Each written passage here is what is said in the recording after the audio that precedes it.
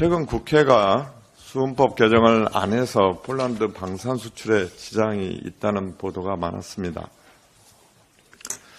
수은법 개정에 관해 사실관계를 정확히 설명드리고자 합니다. 수출입은행은 현재 법정 자본금이 15조인데 납입자본금은 14조 8천억 원으로 한도에 근접했습니다. 때문에 우리나라의 수출 금융을 지원하기 위해 수은의 법정 자본금 한도 상향이 필요한 건 사실입니다. 하지만 수은의 법정 자본금 한도 상향을 위해서는 사전에 몇 가지 문제점을 논의하고 해결해야 합니다. 첫째, 수은의 법정 자본금 한도 상향 이후에 실제 자본금 충당 계획이 부실합니다. 현재 14조 8천억 원인 수은의 자본금 중 현물 출자액은 9조 8천억 원으로 66.4%에 이릅니다.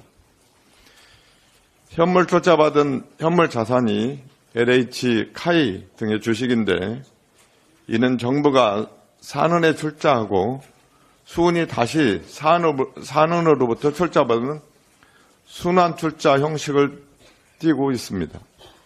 재벌 등 대기업 집단의 순환 출자를 해소하라고 하면서 정부는 공공연히 순환 출자를 하고 있는 겁니다. 또한 수은은 이 현물 출자를 가지고 최대 5배의 레버리지를 일으키고 있습니다. 말로는 공공기관 재정 건전성을 얘기하면서 실제로는 공공기관 재정을 해치고 있는 것입니다. 정부는 수은의 법정자금 한도 상향 이후에 현금 출자 계획에 대해 실질적인 방안을 마련해야 합니다.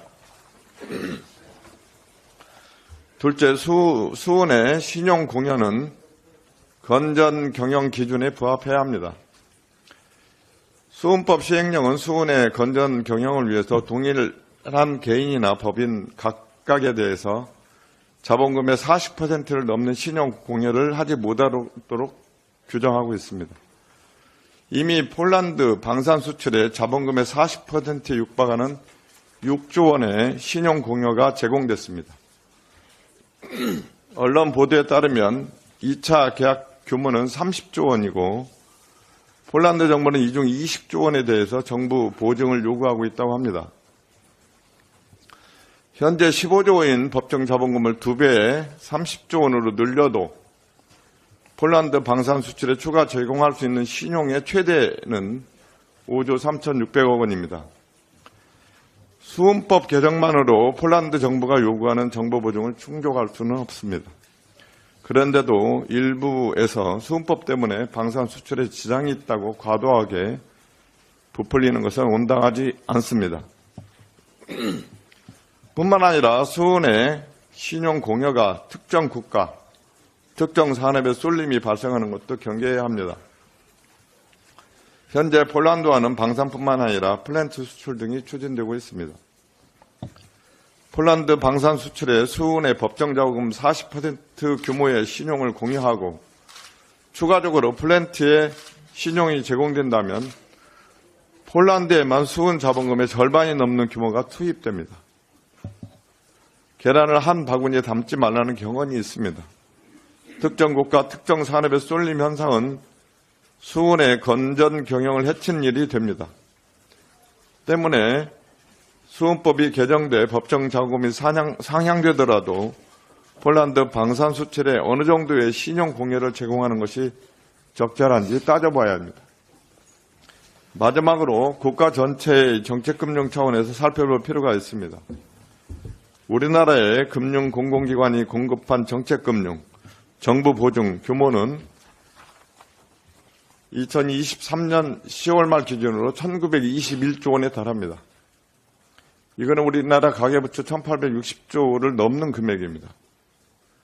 우리나라의 명목 GDP는 2013년도 1500조 8천억 원에서 2023년 2161조 8천억으로 약 1.5배 정도 증가했습니다. 10년 동안에요. 같은 기간에 정책금융 공급 잔액은 770조 9천억 원에서 1921조 1천억 원으로 2.5배 늘었습니다. GDP 대비를 봐도 약 740조의 정책금융이 과도하게 지급됨으로써 정책금융에 버블이 발생한 것입니다. 정책금융을 현 시점에서는 저는 다운사이징 해야 할 시기라고 봅니다.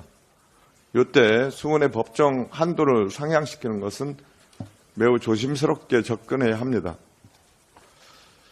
수출 산업이 대형화되고 장기화되는 추세에 맞춰서 수출입은행의 수출 금융 수요가 증가하고 있습니다. 수은의 법정자금 한도 상향이 필요합니다만 전체 수출 산업과 우리나라의 정책금융 규모를 종합적으로 검토한 후에 이루어져야 합니다. 특정 산업의 특혜가 돌아가도록 법이 개정되어서는 안 됩니다. 수은법 개정은 자본금 출자 계획과 운용의 건전성 확보, 정책금융 공급 규모 등을 면밀히 따져 추진하겠습니다. 이상입니다. 예.